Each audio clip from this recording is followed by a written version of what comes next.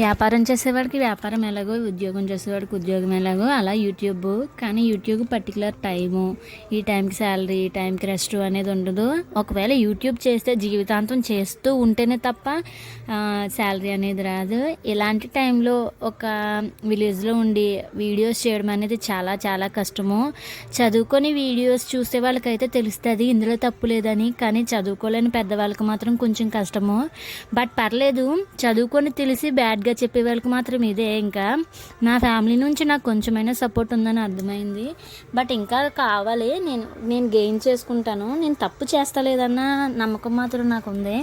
ఎప్పటికైనా నేను ఇందులో సక్సెస్ అవ్వాలి అని చెప్పే నాకు తెలియని ప్రొఫెషన్ ఎంచుకొని ఇలా చేస్తాను. ఇప్పటి వరకు ఆల్మోస్ట్ 300 అబవ్ వీడియోస్ పెట్టాను, చేయగలిగాను. అంటే నాకు జీరో నాలెడ్జ్తోనే స్టార్ట్ చేశాను. యూట్యూబ్లో చూసే యూట్యూబ్ని ఎలా ఇంప్రూవ్ చేసుకోవాలో చూసుకుంటున్నాను.